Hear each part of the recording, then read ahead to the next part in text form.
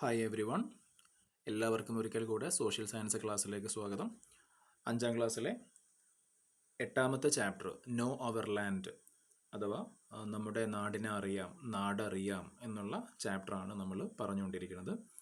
ഒരു ക്ലാസ് നമ്മൾ നേരത്തെ ചെയ്ത് കഴിഞ്ഞതാണ്. 2ാമത്തെ ക്ലാസ്സാണ് നമ്മളിവിടെ പറയാൻ പോകുന്നത്. അപ്പോൾ കഴിഞ്ഞ ക്ലാസ്സിൽ പറഞ്ഞതിൻ്റെ ബാക്കി നമ്മളിവിടെ നോക്കുകയാണ്.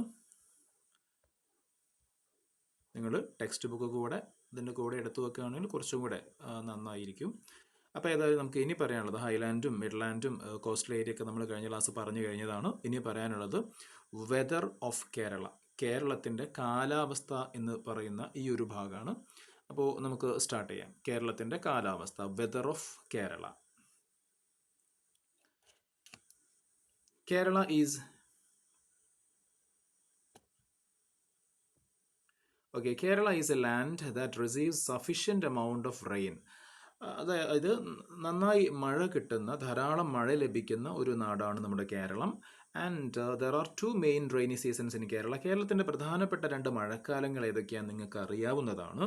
നിങ്ങൾ ഒരുപാട് കേട്ടിട്ടുണ്ടാവും. കേരളത്തിൻ്റെ പ്രധാനപ്പെട്ട 2 മഴക്കാലങ്ങളാണ്. ഒന്ന് സൗത്ത് വെസ്റ്റ് മൺസൂൺ അല്ലെങ്കിൽ കാലവർഷം എന്നും അതറിയപ്പെടുന്നുണ്ട്. രണ്ടാമത്തേത് നോർത്ത് ഈസ്റ്റ് മൺസൂൺ ആണ്, അല്ലെങ്കിൽ തുലാവർഷം എന്നും അതറിയപ്പെടുന്നുണ്ട്. ശ്രദ്ധിക്കണേ, വളരെ ഇമ്പോർട്ടൻ്റ് ആണ്. ഒരുപാട് നമ്മൾ കേട്ടിട്ടുള്ള പത്രങ്ങളിലൊക്കെ നമ്മൾ കാണാറുള്ള പേരുകളാണ്. സൗത്ത് വെസ്റ്റ് മൺസൂൺ അഥവാ തെക്കു പടിഞ്ഞാറൻ മൺസൂൺ കാലം, അതിനെ നമ്മൾ കാലവർഷം എന്നും പറയാറുണ്ട്. മറ്റൊരു പേര് കൂടിയുണ്ട്, എടവപ്പാതി എന്നും നമ്മളതിന് പറയാറുണ്ട്. അതേപോലെ രണ്ടാമത്തെ മഴക്കാലമാണ് നോർത്ത് ഈസ്റ്റ് മൺസൂൺ അല്ലെങ്കിൽ തുലാവർഷം, വടക്കു കിഴക്കൻ മൺസൂൺ കാലം അല്ലെങ്കിൽ തുലാവർഷം എന്ന് പറയുന്നു. അപ്പോൾ ഇങ്ങനെ 2 റെയിനി സീസൺസ് ആണ് കേരളത്തിനുള്ളത്. അതുമായി ബന്ധപ്പെട്ടുകൊണ്ട് എന്താണ് ഈ monsoon, south west monsoon, north east monsoon എന്താണെന്നൊക്കെ ഉള്ളത് ഇവിടെ അഡീഷണൽ റീഡിങ്ങിന് ഇവിടെ കൊടുത്തിട്ടുണ്ട്. നിങ്ങൾക്ക് വായിച്ചു നോക്കിയിട്ട് കൂടുതൽ കാര്യങ്ങൾ അവിടുന്ന് മനസ്സിലാക്കാൻ പറ്റും. ഈ മൺസൂൺ എന്ന് പറയുന്ന സംഭവം എന്താണെന്നുള്ളത് ആദ്യം തന്നെ പറയുന്നുണ്ട്. The monsoons are winds that change the direction in accordance with the seasonal change. അതായത് കാലത്തിനനുസരിച്ച്, കാലത്തിൻ്റെ ഓരോ സീസൺസിൻ്റെ മാറ്റത്തിനനുസരിച്ച് ഗതി മാറി, ഡയറക്ഷൻ മാറി വീശുന്ന കാറ്റുകളാണ് മൺസൂൺ കാറ്റുകൾ എന്ന് പറയുന്നത്. അപ്പോൾ ആ മൺസൂൺ കാറ്റുകൾ കാരണം നമുക്ക് കിട്ടുന്ന 2 മഴക്കാലമാണ് സൗത്ത് വെസ്റ്റ് മൺസൂൺ, അതേപോലെ നോർത്ത് ഈസ്റ്റ് മൺസൂൺ. വലിയ ക്ലാസ്സുകൾ നിങ്ങൾ പഠിക്കും ഈ മൺസൂൺ വിൻസ് എങ്ങനെയാണ് മഴയ്ക്ക് കാരണമാവുന്നത്, അതിൻ്റെ പ്രത്യേകതയും കാര്യങ്ങളൊക്കെ നിങ്ങൾ പഠിക്കും.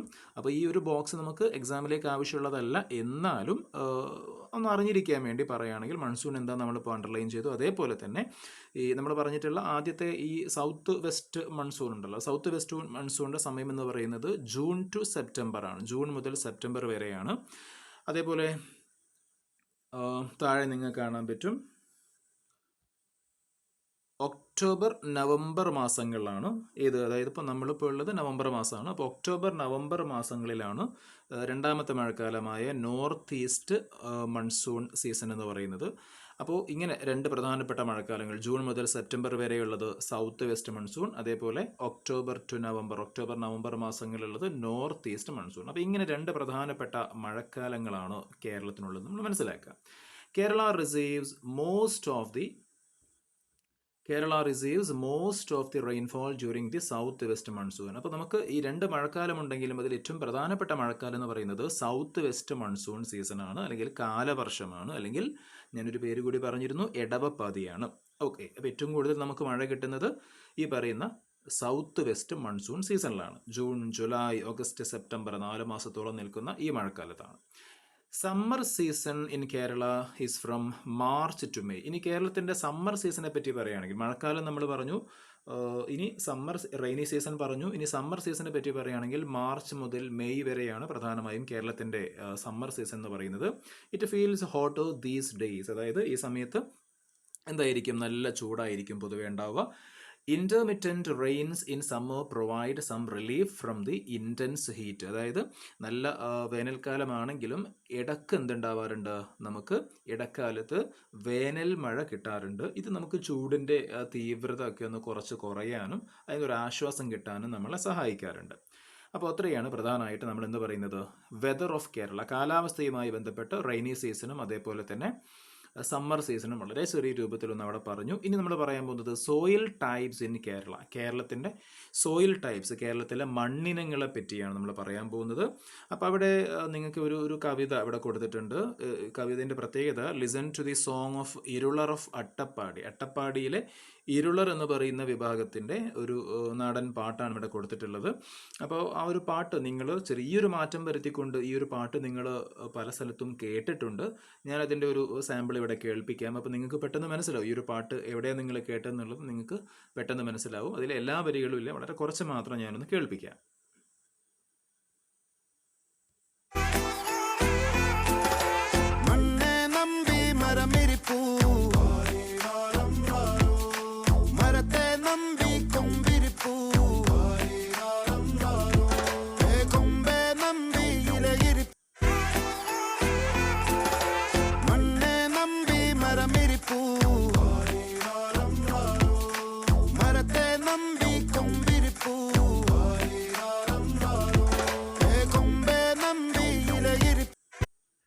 അപ്പോൾ എല്ലാവരും ആ ഒരു പാട്ട് കേട്ടിട്ടുണ്ടാവും, നേരത്തെ തന്നെ കേട്ടിട്ടുള്ള പാട്ടാണ്. അപ്പോൾ ആ പാട്ട് എവിടെ നിന്നുള്ളതാണ്? ഒരു അട്ടപ്പാടിയിലെ ഇരുളർ എന്ന് പറയുന്ന വിഭാഗത്തിൻ്റെ ആ ഒരു ട്രൈബൽ സെക്ഷൻ്റെ ആ ഒരു ഗോത്ര വിഭാഗത്തിൻ്റെ ഒരു പാട്ടാണ് നമ്മൾ മനസ്സിലാക്കുക.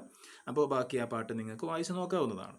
ദെൻ ബാക്കി കാര്യങ്ങൾ പറയുമ്പോൾ soil is as important as water and air for the survival of living organisms. അതായത് നമ്മുടെ സോയിൽ എന്ന് പറയുന്നത്, മണ്ണ് എന്ന് പറയുന്നത് എത്രത്തോളം ഇമ്പോർട്ടൻ്റ് ആണ്? നമ്മുടെ ജലം പോലെ, വായു പോലെ, വാട്ടർ പോലെ, എയർ പോലെ തന്നെ ഈ ഭൂമിയിൽ ജീവൻ്റെ നിലനിൽപ്പിന് എന്ത് വേണം? മണ്ണ്, സോയിൽ ആവശ്യമാണ്. Human civilisation developed through the mutual interaction between soil and humans. ഈ പിന്നെ മണ്ണും മനുഷ്യനും തമ്മിലുള്ള ഒരു പരസ്പര ബന്ധത്തിലൂടെയാണ്, മ്യൂച്വൽ ഇൻ്ററാക്ഷനിലൂടെയാണ് ഈ ഹ്യൂമൻ സിവിലൈസേഷൻ അല്ലെങ്കിൽ മനുഷ്യ സംസ്കാരം തന്നെ രൂപപ്പെട്ടത് എന്ന് പറയാം. അതായത് മനുഷ്യൻ ആദ്യമായിട്ട് സ്ഥിരമായി താമസിക്കാൻ തുടങ്ങിയതൊക്കെ നമ്മൾ മണ്ണിൽ കൃഷി ചെയ്യാൻ തുടങ്ങിയതോടുകൂടിയാണ്. അതുകൊണ്ടാണ് ഇങ്ങനെ ഒരു ടേം ഇവിടെ പറഞ്ഞത്. Human civilisation developed through the mutual interaction between soil and humans. Without soil there are no plants and no organisms that depend on them. അപ്പോൾ മണ്ണില്ലെങ്കിൽ എന്തില്ല? സസ്യങ്ങളില്ല, പ്ലാന്റ്സ് ഇല്ല. ആ പ്ലാന്റ്സിനെ ഡിപ്പെൻഡ് ചെയ്ത് ജീവിക്കുന്ന ജീവികൾ, മനുഷ്യൻ ഉൾപ്പെടെയുള്ള ജീവികളുമില്ല. അപ്പോൾ മണ്ണില്ലെങ്കിൽ പ്ലാന്റ്സ് ഇല്ല, പ്ലാന്റ്സ് ഇല്ലെങ്കിൽ ആരില്ല? മനുഷ്യരില്ല, മറ്റ് ജീവജാലങ്ങളൊന്നുമില്ല. So how is soil formed? എങ്ങനെയാണ് മണ്ണുണ്ടാവുന്നത്? Soil is one of the main factors responsible for the existence of life on earth. ഭൂമിയിൽ ജീവൻ്റെ നിലനിൽപ്പിന് ഏറ്റവും കാരണമായ ഏറ്റവും പ്രധാനപ്പെട്ട ഘടകങ്ങളിൽ ഒന്നാണ് മണ്ണ്. Okay, soil is one of the main factors responsible for the existence of life on earth. നമ്മുടെ ഭൂമിയിൽ ജീവൻ ഉണ്ടാകാനുള്ള പ്രധാനപ്പെട്ട കാരണങ്ങളിലൊന്ന് ഈ പറയുന്ന മണ്ണ് തന്നെയാണ്. The process of weathering of rock to form soil takes a long time. അതായത് ഈ കല്ലും അതേപോലെയുള്ള പാറകളൊക്കെ പൊടിഞ്ഞ് അത് മണ്ണായി മാറുന്ന ഒരു പ്രോസസ്സ്, അത് നമ്മൾ വെതറിംഗ് എന്ന് പറയുന്നതാണ്. വെതറിംഗ്, കല്ലൊക്കെ പൊടിഞ്ഞ് മണ്ണായി മാറുന്ന പ്രോസസ്സാണ്. So the process of weathering of rock to form soil takes a long time. അപ്പോൾ അങ്ങനെ മണ്ണുണ്ടാവണമെങ്കിൽ, ഈ കല്ലും പാറക്കല്ലും എല്ലാം പൊടിഞ്ഞ് മണ്ണുണ്ടാവണമെങ്കിൽ ഒരുപാട് കാലം അതിനു വേണ്ടി ആവശ്യമായിട്ടുണ്ട്. ടോപ്പോഗ്രഫി ശ്രദ്ധിക്കുക, ടോപ്പോഗ്രഫി, അതേപോലെ ടോപ്പോഗ്രഫി എന്ന് പറയുമ്പോൾ എന്താ? ഭൂപ്രകൃതി, ക്ലൈമറ്റ്, കാലാവസ്ഥ, rock structure and age. Rock structure and age അതായത് പാറയുടെ ഘടന, കാലപ്പഴക്കം, ഇങ്ങനെയുള്ള ദി ആക്ടിവിറ്റി ഓഫ് പ്ലാന്റ്സ്, അതായത് സസ്യങ്ങളുടെയും പ്ലാന്റ്സ്, ആനിമൽസ് അല്ലേ, അതേപോലെ പ്ലാന്റ്സിൻ്റെയും അതേപോലെ ആനിമൽസിൻ്റെയും സസ്യങ്ങളുടെയും ജന്തുക്കളുടെയും ഒക്കെ. അതേപോലെ തന്നെ ഇവിടെ വീണ്ടും ഉണ്ട് and other micro organisms contribute to soil formation. അപ്പോൾ സസ്യങ്ങളുടെ, ജന്തുക്കളുടെ, മറ്റ് മൈക്രോ ഓർഗാനിസം, സൂക്ഷ്മജീവികളുടെ ഒക്കെ പ്രവർത്തനങ്ങൾ ഈ മണ്ണുണ്ടാവുന്നതിൽ എന്ത് ചെയ്യുന്നുണ്ട്? വലിയ പങ്ക് വഹിക്കുന്നുണ്ട്. അപ്പോൾ ഈ നേരത്തെ എന്തൊക്കെയാണ്? Topography, climate, rock structure, age. റോക്കിൻ്റെ ഏജ് ആണ് ഉദ്ദേശിക്കുന്നത്. ആ കല്ല് പൊടിഞ്ഞാണല്ലോ മണ്ണുണ്ടാവുക, അപ്പോൾ ആ കല്ലിൻ്റെ ഒരു ഏജ് എന്ന് പറയുന്നത്. അതേപോലെ activity of plants, animals and micro organisms, ഇതെല്ലാം സോയിൽ ഫോർമേഷനെ ഇൻഫ്ലുവൻസ് ചെയ്യുന്ന ഫാക്ടേഴ്സാണ്. It is estimated that it takes more than 1000 years for the formation of soil of 1 inch thickness. ശ്രദ്ധിക്കണേ, എന്തിപ്പോൾ പറഞ്ഞത്? ഏകദേശം it takes more than 1000 years, 1000-ലധികം വർഷം വേണം. എന്തിന്? For the formation of a soil of 1 inch thickness. ഒരു inch കനത്തിൽ മണ്ണുണ്ടാവണമെങ്കിൽ, ടോപ്പ് സോയിൽ ഫോം ചെയ്യപ്പെടണമെങ്കിൽ എന്ത് വേണം? അതിന് 1000-ലധികം വർഷം വേണമെന്നാണ് കണക്കാക്കുന്നത്. സോ നിങ്ങൾക്ക് ഇവിടെ കാണാൻ പറ്റും ചില സോയിൽ ടൈപ്സ് ഒക്കെ പറയുന്നുണ്ട്. ഏതൊക്കെയാണ്? Laterite soil, red soil, alluvial soil, forest soil are the main soil types in Kerala. കേരളത്തിലെ പ്രധാനപ്പെട്ട സോയിൽ ടൈപ്സ് ഏതൊക്കെയാണ്? ലാറ്ററൈറ്റ് സോയിൽ, അതായത് നമ്മൾ പിന്നെ ചെങ്കൽ മണ്ണ്, നമ്മുടെ നാട്ടിലുള്ള ചെങ്കൽ മണ്ണ്, ചെമ്മണ്ണ് എന്ന് വേണമെങ്കിൽ പറയാം, തെറ്റൊന്നുമില്ല, ചെങ്കൽ മണ്ണ്, റെഡ് സോയിൽ, ചെമ്മണ്ണ്, അലൂവിയൽ സോയിൽ, എക്കൽ മണ്ണ്, ഫോറസ്റ്റ് സോയിൽ എന്താ, വനമണ്ണ്. ഇതൊക്കെയാണ് പ്രധാനമായും കേരളത്തിലെ സോയിൽ ടൈപ്സ്. കൂടാതെ black soil and peat soil are also found in some regions. ചില പ്രദേശങ്ങളിൽ എന്നും കാണുന്നുണ്ട് ബ്ലാക്ക് സോയിൽ, കറുത്ത മണ്ണും കാണുന്നുണ്ട്, അതേപോലെ തന്നെ പീറ്റ് മണ്ണ്, പീറ്റ് സോയിലും കാണുന്നുണ്ട്. അപ്പോൾ ഇങ്ങനെയൊക്കെയുള്ള ഡിഫറെൻറ്റ് സോയിൽ ടൈപ്സ് നമ്മുടെ നാട്ടിലുണ്ട് എന്നുകൂടി നമ്മൾ മനസ്സിലാക്കുക. ഇനി താഴെ നിങ്ങൾക്ക് കാണാം ഒബ്സർവ് ദി പിക്ചേഴ്സ്. കുറച്ച് ചിത്രങ്ങൾ കൊടുത്തിട്ടുണ്ടല്ലോ. ആ ചിത്രങ്ങൾ എന്താണെന്നുള്ളത് നിങ്ങൾക്ക് ഒരു പക്ഷേ ടെക്സ്റ്റ് ബുക്കിൽ കാണുന്നതിനേക്കാളും കുറേ കൂടി ക്ലിയർ ആയിട്ട് സ്ക്രീനിൽ കാണാൻ പറ്റും. ഒന്നാമത്തെ പിക്ചർ എന്ന് പറയുന്നത് application of excessive fertiliser and pesticides ആണ്. അമിതമായ രൂപത്തിൽ രാസവളങ്ങൾ അല്ലെങ്കിൽ കീടനാശിനികളൊക്കെ ഉപയോഗിക്കുന്നതാണ് നമ്മൾ കാണുന്നത്. രണ്ടാമത്തേത് പ്ലാസ്റ്റിക് വേസ്റ്റ് ഇൻ സോയിലാണ്. മണ്ണിലേക്ക് ധാരാളമായിട്ട് പ്ലാസ്റ്റിക് മാലിന്യങ്ങൾ കൊണ്ടുപോയി ഡംപ് ചെയ്തിട്ടുള്ളൊരു ചിത്രമാണ് കാണുന്നത്. അതേപോലെ മൂന്നാമത്തെ പിക്ചർ ആണെങ്കിൽ അൺസയൻറ്റിഫിക് മൈനിങ് ആണ്. അതായത് അശാസ്ത്രീയമായിട്ടുള്ള ഖനന പ്രവർത്തനങ്ങളാണ്, അല്ലേ, മണ്ണെടുക്കുന്ന പ്രവർത്തനങ്ങളാണ്. അത് അൺസയൻറ്റിഫിക് ആയ രൂപത്തിൽ ചെയ്യുന്നു, അഥവാ അശാസ്ത്രീയമായ രൂപം. നമുക്ക് ആവശ്യത്തിന് മണ്ണെടുക്കേണ്ടി വരും, പക്ഷേ അതിന് കൃത്യമായ മാനദണ്ഡങ്ങളുണ്ട്. അപ്പോൾ അതൊന്നും ഇല്ലാണ്ട് തോന്നും പോലെ എടുക്കുന്നതാണ് അൺസയൻറ്റിഫിക് മൈനിങ് എന്ന് പറയുന്നത്. അതേപോലെ മറ്റൊന്ന് അൺസയൻറ്റിഫിക് അഗ്രികൾച്ചറൽ പ്രാക്ടീസ് ആണ്. കൃഷി എന്ന് പറയുന്നത് നല്ല കാര്യമാണെങ്കിലും അതിനെന്തുണ്ട്, ചില കൃത്യമായ മാനദണ്ഡങ്ങളും രീതികളൊക്കെ ഉണ്ട്. അത് ഫോളോ ചെയ്തുകൊണ്ട് ഓരോ ടോപ്പോഗ്രഫിക്ക് ചേർന്ന, ഓരോ പ്രദേശത്തിന് ചേർന്ന, അവിടുത്തെ ക്ലൈമറ്റിന് ചേർന്ന, അവിടുത്തെ സോയിൽ ടൈപ്പിന് ചേർന്ന, അവിടുത്തെ വാട്ടർ അവൈലബിലിറ്റിക്ക് ചേർന്നിട്ടുള്ള രീതിയിലാണ് അവിടെ കൃഷി ചെയ്യേണ്ടത്. ഇതൊന്നും നോക്കാണ്ട് എന്തെങ്കിലും നമ്മൾ അവിടെ നട്ട് വളർത്താൻ നോക്കിയാൽ അത് അൺസയൻറ്റിഫിക് അഗ്രികൾച്ചറൽ പ്രാക്ടീസ് ആണ്, അല്ലെങ്കിൽ അശാസ്ത്രീയമായ കാർഷിക പ്രവർത്തനങ്ങളാണ്. അപ്പോൾ ഇങ്ങനെയുള്ള 4 പിക്ചേഴ്സ് നമ്മളിവിടെ കണ്ടു. ഇനി എന്താ താഴെ പറയുന്നത്? Illustrations given are situations in which the unique characteristics of soil are adversely affected. അതായത് ഇവിടെ കൊടുത്തിട്ടുള്ള ഈ 4 ചിത്രങ്ങൾ, ഈ ഒരു 4 സിറ്റുവേഷൻസ് അല്ലെങ്കിൽ പ്രവർത്തനങ്ങൾ എന്ന് പറയുന്നത് അത് എന്തിന് കാരണമാകുന്ന പ്രവർത്തനങ്ങളാണ്? Which the unique characteristics of soil are adversely affected. അതായത് മണ്ണിൻ്റെ സ്വാഭാവികമായ, മണ്ണിൻ്റെ തനതായിട്ടുള്ള യുണീക്കായിട്ടുള്ള സവിശേഷതകൾ, അതിൻ്റെ ക്യാരക്ടറിസ്റ്റിക്സ്, മണ്ണിൻ്റെ പ്രത്യേകതകൾ ഉണ്ടാവുമല്ലോ, അതിനെ ഇല്ലാതാക്കുന്ന, അതിനെ ബാധിക്കുന്ന, അതിനെ തകർക്കുന്ന രൂപത്തിലുള്ള പല സാഹചര്യങ്ങളാണ് അല്ലെങ്കിൽ പല ആക്ടിവിറ്റീസാണ് നമ്മളിവിടെ കാണുന്നത്. Find out and enlist more such context. ഇങ്ങനെയുള്ള കൂടുതൽ സന്ദർഭങ്ങൾ കണ്ടെത്തി പട്ടികപ്പെടുത്താനാണ്. അതായത് മണ്ണ് മലിനമാവാൻ കാരണമാവുന്ന, അത്രയുള്ളൂ. സിമ്പിളായി പറഞ്ഞാൽ സോയിൽ പൊല്യൂഷന് കാരണമാവുന്ന, മണ്ണ് മലിനപ്പെടാൻ കാരണമാവുന്ന ഡിഫറെൻറ്റ് ആക്ടിവിറ്റീസ്, സിറ്റുവേഷൻസ് ഏതൊക്കെയാണ് എന്ന് ലിസ്റ്റ് ചെയ്യാൻ വേണ്ടിയാണ് നിങ്ങളോട് പറഞ്ഞിട്ടുള്ളത്. അപ്പോൾ ഞാനിവിടെ ഒരു പേജ് ഷെയർ ചെയ്യാം. ഓക്കെ, നിങ്ങൾക്ക് ഇവിടെ കാണാം കോസസ് ഫോർ സോയിൽ പൊല്യൂഷൻ. മണ്ണിൻ്റെ മലിനീകരണത്തിന് കാരണമാവുന്ന ഡിഫറെൻറ്റ് ഫാക്ടേഴ്സ് ഇതൊക്കെയാണ്. ഡിഫോറസ്ട്രേഷൻ, അല്ലേ? ഡിഫോറസ്ട്രേഷൻ എന്ന് പറയുമ്പോൾ എന്താ?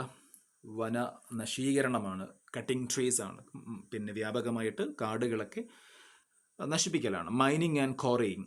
മൈനിങ് ആൻഡ് ക്വാറിയിങ് എന്ന് പറയുമ്പോൾ പിന്നെ മണ്ണും അതേപോലെ മണ്ണെടുക്കലും, അതേപോലെ തന്നെ മലയിടിച്ച് മണ്ണെടുക്കലും, മലയിടിച്ച് ഈ പാറക്കല്ലുകളൊക്കെ എടുക്കലൊക്കെയാണ് mining and quarrying. Chemical and industrial pollution. കെമിക്കലും ഇൻഡസ്ട്രിയിലും വ്യവസായശാലകളിൽ നിന്നുള്ള മാലിന്യങ്ങളൊക്കെ മണ്ണിലേക്ക് ഒഴുക്കുന്നത് മണ്ണ് മലിനമാവാൻ കാരണമാവുന്നുണ്ട്. ഓവർ ഗ്രേസിങ് എന്ന് വെച്ചിരിക്കുകയാണെങ്കിൽ അതേപോലെ അമിതമായ രൂപത്തിലുള്ള കന്നുകാലികളെ മേയ്ക്കലാണ്. കന്നുകാലികളെ അമിതമായ രൂപത്തിൽ മേയ്ക്കുകയാണെങ്കിൽ ഒരു പ്രദേശത്തുള്ള പച്ചപ്പ് മുഴുവൻ, അവിടുത്തെ പുല്ല് മുഴുവൻ എന്താവും, ഈ കന്നുകാലികൾ തിന്ന് തീർക്കും. അത് അവിടുത്തെ പ്രദേശത്തെ മണ്ണിൻ്റെ ക്വാളിറ്റിയെ, മണ്ണിൻ്റെ നിലനിൽപ്പിനെ ഒക്കെ അത് ബാധിക്കും. സോയിൽ ഇറോഷനൊക്കെ അത് കാരണമായേക്കാം. അങ്ങനെ പല പ്രശ്നങ്ങളും ഉണ്ട്. അപ്പോൾ ഓവർ ഗ്രേസിങ്ങും പ്രശ്നം തന്നെയാണ്. അതേപോലെ തന്നെ waste water into training, spelling mistake ആണ്, ട്രെയിനിങ് അല്ല, ഡ്രെയിനിങ് ആണ്. ടി മാറ്റിയിട്ട് അവിടെ എന്ത് വേണം? അവിടെ ഡി വരണം. Draining waste water into soil on large scale. അതായത് വൻതോതിൽ വേസ്റ്റ് വാട്ടർ മണ്ണിലേക്ക് ഒഴുക്കി വിടുന്നത്. ഇതൊക്കെ എന്തിന് കാരണമാകുന്നുണ്ട്? പിന്നെ അതേപോലെ തന്നെ ടെക്സ്റ്റ് ബുക്കിൽ കൊടുത്തിട്ടുള്ള 4 ചിത്രങ്ങൾ നോക്കുക. അപ്പോൾ ഇങ്ങനെയുള്ള കാരണങ്ങളെല്ലാം ഈ സോയിൽ പൊല്യൂഷനിലേക്ക് ലീഡ് ചെയ്യുന്നുണ്ട് എന്ന് നമ്മൾ മനസ്സിലാക്കുക. ഓക്കെ, ദെൻ അപ്പോൾ നിങ്ങൾക്കത് അവിടെ എഴുതി കൊടുക്കാവുന്നതാണ്. ആ പോയിന്റ്സിന് നേരെ ഈ പറഞ്ഞ ഞാൻ കാണിച്ചിട്ടുള്ള കാര്യങ്ങൾ എഴുതി കൊടുക്കാവുന്നതാണ്. Then what are the measures that can be adopted for the conservation of soil. അപ്പോൾ നമുക്ക് മണ്ണിൻ്റെ കൺസർവേഷന് വേണ്ടി എന്തൊക്കെ കാര്യങ്ങൾ ചെയ്യാൻ പറ്റും?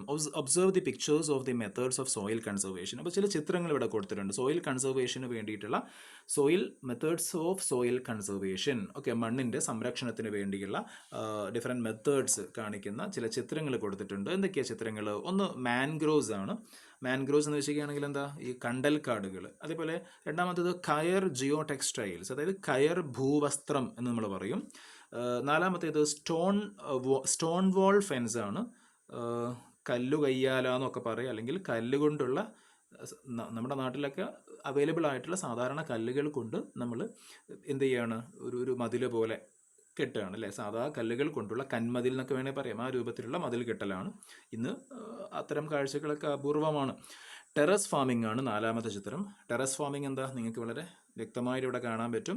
ഇങ്ങനെയുള്ള ഹിൽ സ്ലോപ്സിൽ, ചെങ്കുത്തായ പ്രദേശങ്ങളിലൊക്കെ തട്ടുതട്ടായി സ്റ്റെപ്പായിട്ട് നമ്മൾ കൃഷി ചെയ്യുന്ന രീതിയാണ് ടെറസ് ഫാമിംഗ് എന്ന് പറയുന്നത്. അല്ലാണ്ട് വീടിൻ്റെ ടെറസിൻ്റെ മുകളിലുള്ള കൃഷിയല്ല. നിങ്ങൾക്ക് അറിയുന്ന കാര്യം തന്നെയാണ്.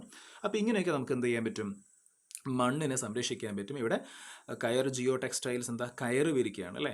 ഈ ഒരു ചെറിയൊരു നിങ്ങൾക്ക് കാണാം വെള്ളം ഒഴുകുന്ന ചെറിയൊരു കനാല് പോലെ കാണാം. അതിൻ്റെ രണ്ട് സൈഡിലും രണ്ട് വശങ്ങളിലും അതിൻ്റെ മുകളിലായിട്ട് മുഴുവനായിട്ട് എന്താ, കയറാണ് വിരിച്ചിട്ടുള്ളത്.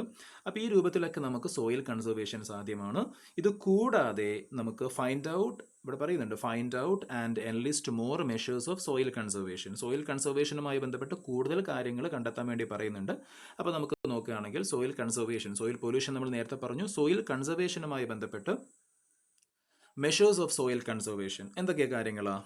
ക്രോപ്പ് റൊട്ടേഷൻ ഒരു സൊല്യൂഷനാണ്. അതായത് വിള മാറ്റി കൃഷി ചെയ്യുക. ഒരു വിള തന്നെ ഒരു സ്ഥലത്ത് കൃഷി ചെയ്യാണ്ട് ക്രോപ്സ് മാറ്റി വിള പരിവൃത്തി എന്ന മലയാളത്തിൽ പറയാം. ഓക്കെ, ക്രോപ്സ് മാറ്റി കൃഷി ചെയ്യുക. ഒരു തവണ വാഴ വെച്ചിട്ടുള്ള സ്ഥലത്ത് പിന്നീട് അവിടെ പയർ കൃഷി ചെയ്യുക. അതേപോലെ അങ്ങനെ ഓരോ പ്രാവശ്യം മാറ്റി കൃഷി ചെയ്യുമ്പോൾ മണ്ണിൻ്റെ ഒരു ക്വാളിറ്റി നഷ്ടപ്പെടില്ല. അതേപോലെ ഓർഗാനിക് ഫാമിംഗ്, ജൈവ കൃഷി ഒരു സൊല്യൂഷനാണ്. ചെക്ക് ഡാം എന്ന് പറയുമ്പോൾ നമ്മൾ എന്താ പറയുക, മൺതിട്ടകൾ എന്നൊക്കെ പറയാം. ആ രൂപത്തിലുള്ള മണ്ണ് കൊണ്ടുള്ള ചെറിയ ബണ്ടുകളാണ് ഉദ്ദേശിക്കുന്നത്. ഓക്കെ, പിന്നെ അത് ബണ്ടുകൾ കിട്ടുക, അല്ലെങ്കിൽ ചെക്ക് ഡാംസ് പണിയുക. മൾച്ചിങ് അഥവാ പുതയിടൽ എന്ന് പറയും. നമ്മൾ ഈ തെങ്ങിൻ്റെ ഒക്കെ ചുവട്ടിൽ നമുക്കറിയാം, നമ്മളത് തെങ്ങിൻ്റെ തടം തുറക്കുക എന്നൊക്കെ പറയും. തെങ്ങിൻ്റെ ചുവട്ടിൽ ഒരു റൗണ്ട് ഷേപ്പിൽ വട്ടത്തിലായിട്ട് നമ്മൾ അല്ലേ ഒന്ന് ഇളക്കി മറിച്ച് അവിടെ വളങ്ങളും പച്ചിലകളൊക്കെ ഇട്ട് നമ്മൾ മൂടാറുണ്ട്. മണ്ണ് സൂര്യപ്രകാശം ഡയറക്റ്റ് മണ്ണിലേക്ക് തട്ടാത്ത രൂപത്തിൽ ഇങ്ങനെയുള്ള പച്ചപ്പ് കൊണ്ട് നമ്മളത് മൂടിയിടുമ്പോൾ അത് മണ്ണിനും നല്ലതാണ്. അവിടുത്തെ മണ്ണിലെ ജലാംശം അവിടെ തന്നെ പെട്ടെന്ന് ഇവാപ്പറേറ്റഡായി പോവാതിരിക്കാനൊക്കെ നല്ലതാണ്. അപ്പോൾ ആ രൂപത്തിൽ പുതയിടുക എന്ന് നമ്മൾ പറയും. മണ്ണ് മൂടുക, ഇങ്ങനെയുള്ള പച്ചിലകളൊക്കെ കൊണ്ട് മണ്ണ് ഒന്ന് എന്ത് ചെയ്യുക, പ്ലാന്റ്സിൻ്റെ ഒക്കെ താഴ്ഭാഗത്തുള്ള മണ്ണൊന്ന് മൂടിയിടുക, അതാണ് മൾച്ചിങ്. അതുപോലെ പ്ലാന്റിങ് മാൻഗ്രോവ്സ് എന്ന് നേരത്തെ നമ്മൾ പറഞ്ഞു കഴിഞ്ഞ കാര്യമാണ്. കണ്ടൽ ചെടികൾ നടുക എന്നുള്ളത്. ടെറസ് ഫാമിംഗ് പറഞ്ഞു. സ്റ്റോൺ വാൾ ഫെൻസ് ഒക്കെ നമ്മൾ പറഞ്ഞു കഴിഞ്ഞു. അപ്പോൾ ഈ രൂപത്തിൽ നമുക്ക് ഒരുപാട് മെത്തേഡ്സ് ഈ പറയുന്ന സോയിൽ കൺസർവേഷനുമായി ബന്ധപ്പെട്ടുകൊണ്ട് പറയാൻ വേണ്ടി സാധിക്കും. ഓക്കെ, ദെൻ അടുത്തതിലേക്ക് നമ്മൾ പോവാണ്. വാട്ടർ സോഴ്സസ് ഓഫ് കേരളത്തിൻ്റെ പ്രധാനപ്പെട്ട ജലസ്രോതസ്സുകളെ പറ്റി നമ്മൾ പറയാൻ പോവാണ്. അപ്പോൾ എന്തൊക്കെയാണ് ഇവിടെ നമുക്ക് പറയാനുള്ളത് നോക്കാം. Water is A natural resource that is indispensable for human existence. മനുഷ്യൻ്റെ നിലനിൽപ്പിനെ സംബന്ധിച്ച് ഒഴിച്ചുകൂടാനാവാത്ത ഒരു എന്താ പറയുക, ഒരു നാച്ചുറൽ റിസോഴ്സാണ്, പ്രകൃതി വിഭവമാണ് ജലം, വാട്ടർ എന്ന് പറയുന്നത്. ഇൻഡിസ്പെൻസിബിൾ എന്ന് വെച്ചിരിക്കുകയാണെങ്കിൽ അൺഅവോയ്ഡബിൾ, നമുക്ക് ഒഴിവാക്കാൻ പറ്റാത്ത ഒരു സംഗതിയാണ് ഈ വെള്ളം എന്ന് പറയുന്നത്. അപ്പോൾ what are the sources of water on earth? നമ്മുടെ ഭൂമിയിലെ ജലത്തിൻ്റെ സ്രോതസ്സുകൾ എന്ന് പറയുന്നത് എന്തൊക്കെയാണ് ജലസ്രോതസ്സുകൾ? കേരളത്തിലെ നല്ല കേട്ടോ, ഭൂമിയിലെ. What are the sources of water on earth? ഭൂമിയിലെ ജലസ്രോതസ്സുകൾ എന്തൊക്കെയാണ്? ഇവിടെ 2 പോയിന്റ്സ് ഇവിടെയുണ്ട്. ബാക്കിയുള്ള പോയിന്റ്സ് നമുക്ക് നോക്കാം. എന്തൊക്കെയാണ്? നിങ്ങൾക്ക് കാണാം, rivers, springs, wetlands, rain, ocean, ponds, lakes, well etcetera. ഒരുപാടുണ്ട് അല്ലേ. നദികളുണ്ട്, പുഴകളുണ്ട്, നീരുറവകളുണ്ട്, അതേപോലെ തണ്ണീർത്തടങ്ങളുണ്ട്. മഴ ഒരു പ്രധാനപ്പെട്ട സോഴ്സ് തന്നെയാണ്. അതേപോലെ തന്നെ ഓഷ്യൻ, പോൺസ്, ഈ പറയുന്ന സമുദ്രം, അതേപോലെ തടാകങ്ങൾ, കുളങ്ങൾ, കിണറുകൾ അല്ലേ. ഇങ്ങനെയുള്ള ഒരുപാട് സോഴ്സുകൾ എവിടെയുണ്ട്? നമ്മുടെ ഭൂമിയിലുണ്ട്. ഓക്കെ, ഇനി നിങ്ങളോട് ഒരു ചോദ്യമുണ്ട്. What are the sources of water in your area? നിങ്ങളുടെ പ്രദേശത്തെ ജലസ്രോതസ്സുകൾ ഏതെല്ലാം എന്നാണ്. നിങ്ങളൊന്ന് അന്വേഷിച്ച് നോക്കുക. നിങ്ങളുടെ നാട്ടിൽ പുഴകളുണ്ടോ, അല്ലെങ്കിൽ ഈ പറയുന്ന കുളങ്ങളുണ്ടോ, സ്ട്രീംസ് ഉണ്ടോ എന്നൊക്കെ ഒന്ന് അന്വേഷിച്ച് നോക്കുക. Okay, Kerala has an undulating topography which lays uneven from Sahia Mountain in the east to the Arabian Sea in the west. കേരളത്തിൻ്റെ ഒരു ഘടന പറയാണ്. കേരളം എന്ന് പറയുന്നത് ഒരു അൺഡുലേറ്റിംഗ് ടോപ്പോഗ്രഫിയാണ്. അത് അൺഡുലേറ്റിംഗ് ടോപ്പോഗ്രഫി എന്ന് വെച്ചിരിക്കുകയാണെങ്കിൽ ഒരുപാട് ഉയർച്ച താഴ്ചകളുള്ള, ഓക്കെ, ഉയർച്ചകളുണ്ട്, ഉയർന്ന പ്രദേശങ്ങളുണ്ട്, താഴ്ന്ന പ്രദേശങ്ങളുണ്ട്. അപ്പോൾ അങ്ങനെയുള്ള ഒരു അൺഡുലേറ്റിംഗ് ടോപ്പോഗ്രഫിയാണ് which lies uneven from Sahya mountain in the east to the Arabian sea in the west. അതിൻ്റെ പ്രത്യേകത പടിഞ്ഞാറ് ഭാഗത്ത് സഹ്യ മൗണ്ടൻ എന്ന് പറയുമ്പോൾ നമ്മളിതിനെ ഈ പറയുന്ന വെസ്റ്റേൺ ഘട്ടാണ്, പശ്ചിമഘട്ട മലനിരകളാണ്. അപ്പോൾ ഈ വെസ്റ്റേൺ സൈഡിൽ കേരളത്തിൻ്റെ ഈസ്റ്റേൺ സൈഡിൽ സഹ്യ മൗണ്ടൻ അല്ലെങ്കിൽ ഈ പറയുന്ന എന്താ പറയുക ഈ വെസ്റ്റേൺ ഘട്ടും, അതേപോലെ തന്നെ വെസ്റ്റ് ഭാഗത്താണെങ്കിൽ അറേബ്യൻ സീ. അപ്പോൾ ഈ ഈസ്റ്റ് ഭാഗത്തുനിന്ന് വെസ്റ്റിലേക്ക്, അഥവാ വെസ്റ്റേൺ ഘട്ടിൻ്റെ ഭാഗത്തുനിന്ന് അറേബ്യൻ സീൻ്റെ ഭാഗത്തേക്ക് ഒരു സ്ലോപ്പായിട്ടാണ് കേരളത്തിൻ്റെ കിടപ്പ്. The rivers that originate from the Sahya mountain ranges flow to the backwaters and the sea and make Kerala abundant in water. നമ്മൾ നേരത്തെ കഴിഞ്ഞ ക്ലാസ് പറഞ്ഞിട്ടുണ്ട്, ഈ സഹ്യ മൗണ്ടൻ റേഞ്ചസിൻ്റെ മുകളിൽ നമ്മൾ കേരളത്തിനെ 3 ഫിസിയോഗ്രഫിക് ഡിവിഷൻ ആക്കിയല്ലോ. ഏതൊക്കെയായിരുന്നു? Highland, midland, coastal area. ഈ ഹൈലാൻഡ് ആണ് ഈ സഹ്യ മൗണ്ടൻ റേഞ്ചസ് വരുന്നത്, അല്ലെങ്കിൽ നമ്മുടെ വെസ്റ്റേൺ ഘട്ട് എന്ന് പറയുന്ന പശ്ചിമഘട്ട് എന്ന് പറയുന്ന മലനിരകൾ വരുന്നത്. അപ്പോൾ അവിടെ നിന്നാണ് എല്ലാ റിവേഴ്സും ഉത്ഭവിക്കുന്നത് എന്ന് നമ്മൾ നേരത്തെ കഴിഞ്ഞ ക്ലാസ്സിൽ പഠിച്ചതാണ്. So the rivers originate from Sahya mountain ranges flow to the backwaters and sea and make Kerala abundant in water. അതായത് ഈ മലനിരകളിൽ നിന്ന് ഉത്ഭവിക്കുന്ന നദികൾ കായലിലേക്കും അതേപോലെ തന്നെ കടലിലേക്കും ഒക്കെ ഒഴുകുന്ന ഈ നദികൾ നമ്മുടെ കേരളത്തെ എന്താക്കുന്നുണ്ട്? ധാരാളം ജലസമൃദ്ധമാക്കുന്നുണ്ട്. Apart from these there are many lakes and ponds in our land. ഒരുപാട് കുളങ്ങളും തടാകങ്ങളൊക്കെ വേറെയും നമ്മുടെ നാട്ടിലുണ്ട്. There are 44 rivers in Kerala which originate from the highlands. ഈ പറയുന്ന സഹ്യ മൗണ്ടൻ റേഞ്ചസ് എന്ന് അല്ലെങ്കിൽ ഹൈലാൻഡ്സ് എന്ന് 44 നദികളാണ് ഒഴുകുന്നത്, ഉത്ഭവിക്കുന്നത്. Of these 3 rivers flow eastward and 41 rivers flow westward. ഈ 44 നദികളിൽ 3 റിവേഴ്സ് എങ്ങോട്ടാണ് ഒഴുകുന്നത്? 3 റിവേഴ്സ് ഒഴുകുന്നത് ഏത് ഭാഗത്തേക്കാണ്? ഈസ്റ്റ് ഭാഗത്തേക്ക്. ബാക്കിയുള്ള 41 റിവേഴ്സും എങ്ങോട്ടാ? വെസ്റ്റ് ഭാഗത്തേക്ക്. കേരളത്തിൻ്റെ വെസ്റ്റ് ഭാഗത്ത്. ഇപ്പോൾ കേരളം എവിടെയാണെങ്കിൽ നിങ്ങൾക്കറിയാം, കേരളം എവിടെയുണ്ടെങ്കിൽ കേരളത്തിൻ്റെ വെസ്റ്റ് ഭാഗം എന്താ? അറേബ്യൻ സീ ആണ്. ഈസ്റ്റ് ഭാഗം എന്താ? ഇതാണ് ഈസ്റ്റ്, ഇതാണ് വെസ്റ്റ് അല്ലേ? ഈസ്റ്റ് ഭാഗം എന്താണ്? അവിടെ തമിഴ്നാടും തമിഴ്നാടിൻ്റെ അപ്പുറത്ത് ബേ ഓഫ് ബംഗാളുമാണ്. അപ്പോൾ ഈ 44 റിവേഴ്സിൽ 3 റിവേഴ്സ് ബേ ഓഫ് ബംഗാളിലേക്കും ബാക്കിയുള്ള 41 റിവേഴ്സ് നമ്മുടെ വെസ്റ്റ് സൈഡിലുള്ള അറേബ്യൻ സീയിലേക്കുമാണ് അവസാനം മെർജ് ചെയ്യുന്നതെന്ന് മനസ്സിലാക്കുക. Okay, then haven't you noticed that though our water bodies are enriched during the 2 rainy seasons, many of them dry up when the rainy seasons are over? അതായത് മഴക്കാലങ്ങളിൽ നമ്മുടെ ഈ ജലാശയങ്ങളൊക്കെ വളരെ ധാരാളം വെള്ളം ഉൾക്കൊള്ളും. ധാരാളം വെള്ളം നമ്മുടെ നാട്ടിൽ മഴക്കാലത്ത് കിട്ടുന്നുണ്ട്. പക്ഷെ മഴക്കാലം കഴിയുമ്പോഴേക്കും എന്ത് സംഭവിക്കുന്നുണ്ട്? ഇതൊക്കെ വറ്റി വരണ്ട്, പല റിവേഴ്സും വറ്റി വരണ്ട് പോകുന്നതും വെള്ളത്തിന് ബുദ്ധിമുട്ട് ഉണ്ടാകുന്നതൊക്കെ നമ്മൾ അനുഭവിക്കുന്ന കാര്യമാണ്. Find out the reasons for this. അതിനുള്ള കാരണങ്ങൾ കണ്ടെത്താനാണ്. അതായത് നമ്മുടെ വെള്ളം പലപ്പോഴും കിട്ടാതാവാനുള്ള, നല്ല വെള്ളം പലപ്പോഴും നശിച്ച് കേടായി പോകാനുള്ള, വെള്ളം മലിനീകരിക്കപ്പെട്ടു പോകാനുള്ള, വാട്ടർ പൊല്യൂഷനൊക്കെയുള്ള കാരണങ്ങളാണ് ചോദിക്കുന്നത്. So only A small amount of the worlds total water supply is available as pure water. അതായത് ലോകത്ത് ആകെയുള്ള വെള്ളത്തിൻ്റെ, ആകെയുള്ള ജലത്തിൻ്റെ വളരെ വളരെ ചെറിയൊരു പെർസെൻറ്റേജ് മാത്രമാണ്, വളരെ ചെറിയൊരു പെർസെൻറ്റേജ് മാത്രമാണ് എന്തുള്ളത്? നമുക്ക് പ്യുവർ വാട്ടർ അല്ലെങ്കിൽ ഫ്രഷ് വാട്ടർ എന്ന് പറയുന്ന ശുദ്ധജലമായിട്ട് നമുക്ക് ലഭ്യമായിട്ടുള്ളൂ. അതിൻ്റെ ഒരു കണക്ക് പറയുകയാണെങ്കിൽ എത്രത്തോളം എന്ന് വെച്ചാൽ, ലോകത്തുള്ള മൊത്തം വെള്ളം നമ്മൾ പെർസെൻറ്റേജ് പറയുമ്പോൾ 100%-ാണല്ലോ പറയുക. ഈ 100%-ൽ നമ്മൾ മനസ്സിലാക്കേണ്ട ഒരു കാര്യം 97%-ഉം ഓക്കെ, ആകെയുള്ള നമ്മുടെ ഭൂമിയിലുള്ള ആകെയുള്ള വെള്ളത്തിൻ്റെ 97%-ഉം സലൈൻ വാട്ടറാണ്. ഉപ്പ് വെള്ളമാണ്, കടലിലുള്ള ഉപ്പ് വെള്ളമാണ്. അത് നമുക്ക് ഉപയോഗിക്കാൻ കഴിയില്ല. അത് ഫ്രഷ് വാട്ടർ എന്ന് പറയാൻ പറ്റില്ല, നമുക്ക് ഉപയോഗിക്കാൻ കഴിയില്ല. അപ്പോൾ ബാക്കിയുള്ള 3% ഉണ്ട്. ബാക്കിയുള്ള എത്രയാണ്? ബാക്കിയുള്ള 3% ഉണ്ടല്ലേ. ആ 3% മൊത്തം ഫ്രഷ് വാട്ടർ ആണോ? അതേ ഫ്രഷ് വാട്ടർ ആണ്. പക്ഷേ ആ 3%ൻ്റെ മനസ്സിലാക്കണേ, ആ 3%ൻ്റെ 2.67% ഇനാക്സസിബിൾ ഫ്രഷ് വാട്ടർ ആണ്. എന്ന് വെച്ചിരിക്കുകയാണെങ്കിൽ നമുക്ക് കിട്ടാത്ത, നമുക്ക് ലഭ്യമാവാത്ത ഫ്രഷ് വാട്ടർ. അതായത് ആർട്ടിക്കിലും അന്റാർട്ടിക്കിലുമൊക്കെ മഞ്ഞായി കിടക്കുന്ന ഫ്രഷ് വാട്ടർ ആണ്. ബാക്കിയുള്ള 3%-ൽ 2.67% ഇനാക്സസിബിൾ ആണ്. അപ്പോൾ ചുരുക്കി പറഞ്ഞാൽ ആക്സസിബിൾ ആയിട്ടുള്ള ഫ്രഷ് വാട്ടർ എന്ന് പറയും, നമ്മളൊക്കെ ഉപയോഗിക്കുന്ന ആ ഒരു ഫ്രഷ് വാട്ടർ എന്ന് പറയുന്നത് ആകെയുള്ള വെള്ളത്തിൻ്റെ എത്ര പെർസെൻറ്റേജ്? അത് മാത്രം ഞാൻ എഴുതി കാണിക്കാം. ആകെയുള്ള വെള്ളത്തിൻ്റെ 0.33%. ഓക്കെ, നമുക്ക് ഇത്രയാണ് ആകെ ഭൂമിയിലുള്ള വെള്ളത്തിൻ്റെ 0.33% മാത്രമാണ് നമുക്ക് ആക്സസിബിൾ ആയിട്ടുള്ള, അവൈലബിൾ ആയിട്ടുള്ള ഫ്രഷ് വാട്ടർ എന്ന് പറയുന്നത്. അപ്പോൾ നമ്മൾ ധാരാളം വെള്ളം ഭൂമിയിലുണ്ട് എന്ന് പറഞ്ഞിട്ട് കാര്യമില്ല. ഭൂമിയുടെ 2/3 അല്ലേ, 2/3 ഭാഗവും, നമ്മുടെ സർഫസിൻ്റെ 2/3 ഭാഗവും വെള്ളമാണ് എന്ന് പറഞ്ഞിട്ട് കാര്യമൊന്നുമില്ല. അതിലാകെ ഒരു 0.5% പോലും ഇല്ല, 1% ഇല്ല, 0.5% പോലും ഇല്ല.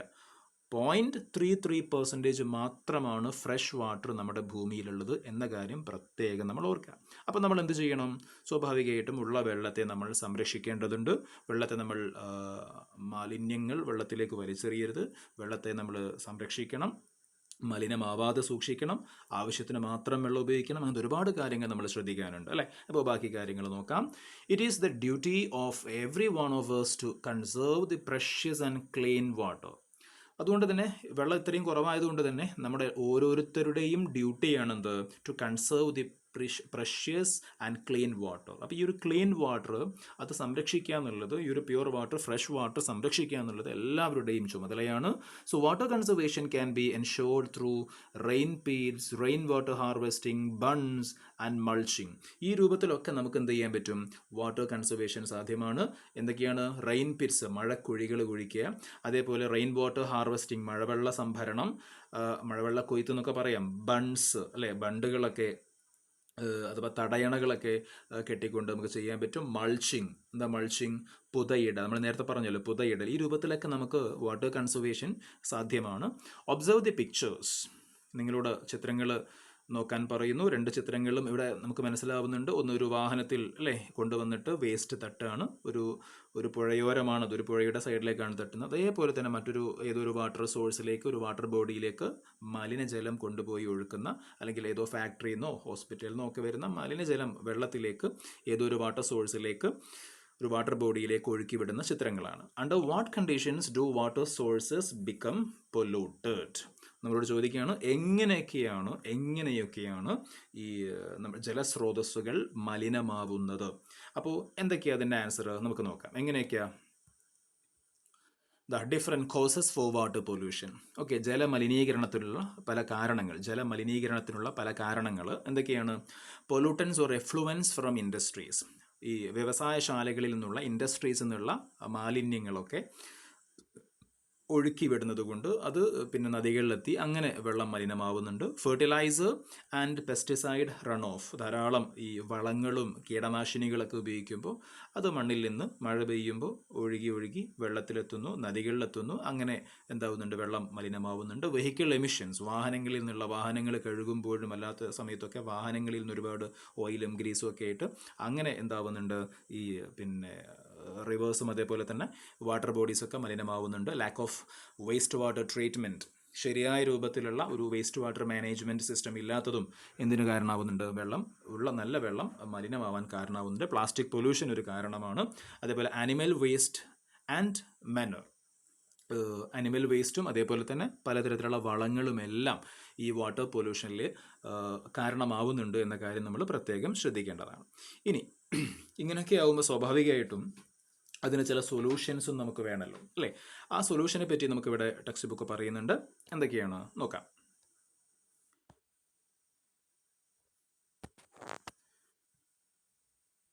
Okay, pollution of water bodies endangers the survival of living organisms. Water bodies ഈ രൂപത്തിൽ മലിനമാകുമ്പോൾ അത് എന്തിന് കാരണമാവുന്നുണ്ട്? That endangers the survival of living organisms. ഈ ഭൂമിയിലുള്ള മനുഷ്യനുൾപ്പെടെയുള്ള എല്ലാ ജീവജാലങ്ങളുടെയും നിലനിൽപ്പിന് അത് ഭീഷണിയാവുന്നുണ്ട്, അത് അപകടത്തിലാക്കുന്നുണ്ട്. വെള്ളം മലിനമാവുന്നത് എല്ലാവർക്കും ഭീഷണിയാണ്. The government implements various schemes to protect and maintain the existing water sources. Okay, അപ്പോൾ നമുക്ക് അതിലേക്ക് വരാം. അതിനു മുമ്പ് ഈ വാട്ടർ പൊല്യൂഷൻ്റെ കാരണങ്ങൾ നമ്മൾ പറഞ്ഞല്ലോ. അപ്പോൾ ഇതിനുള്ള സൊല്യൂഷൻസ് എന്തൊക്കെയാണ്? ആ സൊല്യൂഷൻസ് ഒന്ന് നോക്കിയിട്ട് നമുക്ക് പെട്ടെന്ന് ഇതിലേക്ക് വരാം. അപ്പോൾ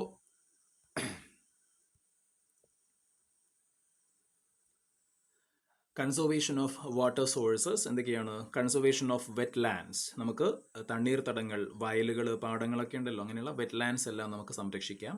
പ്രൊട്ടക്ഷൻ ഓഫ് ഫോറസ്റ്റ്, വനസംരക്ഷണം, കാടുകൾ സംരക്ഷിക്കാം. ടെറസ് ഫാമിംഗ് നടത്താം. കൺസ്ട്രക്ഷൻ ഓഫ് ചെക്ക് ഡാംസ്, തടയണകൾ നിർമ്മിക്കാം. അതേപോലെ മഡ് വാൾസ്, അല്ലെ, മഡ് വാൾസ് എന്താ, ബണ്ടുകൾ നമുക്ക് നിർമ്മിക്കാം. അതേപോലെ ഡിഗിങ് റെയിൻ പിറ്റ്സ്, മഴക്കുഴികൾ കുഴിക്കാം. അപ്പോൾ ഇങ്ങനെ പല രൂപത്തിൽ, മൾച്ചിങ് നമുക്കിവിടെ പറയാം, നേരത്തെ പറഞ്ഞ മൾച്ചിങ് ഇവിടെയും പറയാൻ പറ്റും. ഈ രൂപത്തിൽ നമുക്ക് പല രൂപത്തിൽ നമുക്ക് എന്ത് ചെയ്യാൻ പറ്റും? വാട്ടർ കൺസർവേഷൻ സാധ്യമാണ്. അഥവാ നമുക്ക് ഈ ജലാശയങ്ങളെയെല്ലാം നമുക്ക് സംരക്ഷിക്കാം. മലിനമാവുന്നതിൽ നിന്നും അതൊക്കെ തടയാൻ നമുക്ക് സംരക്ഷിക്കാൻ സാധിക്കും. ഏറ്റവും അവസാനമായിട്ട് ഒറ്റ കാര്യം കൂടെ പറഞ്ഞ് നമുക്ക് ഈ ക്ലാസ് അവസാനിപ്പിക്കാം. The government implements various schemes to protect and maintain the existing water sources. അപ്പോൾ വാട്ടർ സോഴ്സുകളെ, പിന്നെ ജലസ്രോതസ്സുകളെ സംരക്ഷിക്കാനും അതേപോലെ തന്നെ അത് അതിൻ്റെ പരിപാലിക്കാനൊക്കെ വേണ്ടിയിട്ട് ഒരുപാട് പദ്ധതികൾ ഗവൺമെൻറ് നടപ്പിലാക്കുന്നുണ്ട്. അങ്ങനെയുള്ള ഡിഫറെൻറ്റ് പ്രോജക്ട്സുകളാണ് നമ്മൾ പറയാൻ പോകുന്നത്. ഏതൊക്കെയാണ് ഓരോ പ്രോജക്റ്റുകളായി നമുക്ക് നോക്കാം. ഒന്നാമത്തെ പ്രോജക്റ്റ് എന്ന് പറയുന്നത് ഇനി ഞാൻ ഒഴുകട്ടെ. ഒരു പ്രൊജക്റ്റ്, ഒരു പദ്ധതിയുടെ പേരാണ് ഇനി ഞാൻ ഒഴുകട്ടെ. അതിൻ്റെ ഇംപ്ലിമെൻറ്റേഷൻ, അതിൻ്റെ നിർവഹണം, അതിൻ്റെ നടത്തിപ്പ് എന്ന് പറയുന്നത് ഹരിത കേരള മിഷനാണ്. അപ്പോൾ ഹരിത കേരളം മിഷനാണ് ഈ പറയുന്ന ഇനി ഞാൻ ഒഴുകട്ടെ എന്നുള്ള പദ്ധതിയുടെ നടത്തിപ്പ്. ഇനി മറ്റൊന്ന് മാലിന്യമുക്തം നവകേരളം. മാലിന്യമുക്തം നവകേരളം അത് നടപ്പിലാക്കുന്നത് ആരാണ്?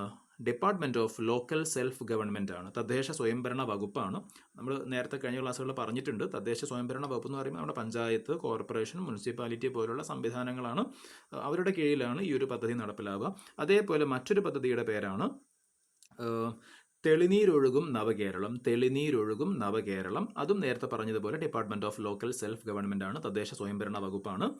ജൽ ജീവൻ മിഷൻ, ജൽ ജീവൻ മിഷൻ കേന്ദ്ര ഗവൺമെൻറ് ആണ്, ഗവൺമെൻറ് ഓഫ് ഇന്ത്യ, കേന്ദ്ര സർക്കാരിൻ്റെ ഒരു പദ്ധതിയാണ്. അപ്പോൾ ഈ രൂപത്തിൽ നിങ്ങളോട് പറയുന്നുണ്ട് find out objectives of these projects. ഈ പറയുന്ന ഓരോ പ്രോജക്റ്റിൻ്റെയും ലക്ഷ്യങ്ങൾ എന്താണെന്നൊക്കെ ഒന്ന് അന്വേഷിച്ച് കണ്ടെത്താൻ വേണ്ടി പറയുന്നുണ്ട്. നിർബന്ധമില്ല, ഒന്ന് അന്വേഷിച്ച് നോക്കുക, കിട്ടുകയാണെങ്കിൽ നല്ലതാണ്. അപ്പോൾ ഈ രൂപത്തിൽ ഒരുപാട് പദ്ധതികൾ സർക്കാർ എന്ത് ചെയ്യുന്നുണ്ട്? വാട്ടർ കൺസർവേഷന് വേണ്ടിയിട്ട്, വാട്ടർ ബോഡീസിൻ്റെ കൺസർവേഷന് വേണ്ടിയിട്ട്, മെയിൻ്റനൻസിന് വേണ്ടിയിട്ട് നടപ്പിലാക്കുന്നുണ്ട്. അപ്പോൾ തൽക്കാലം നമ്മൾ ഇന്നത്തെ ക്ലാസ് ഇവിടെ കൺക്ലൂഡ് ചെയ്യാണ്.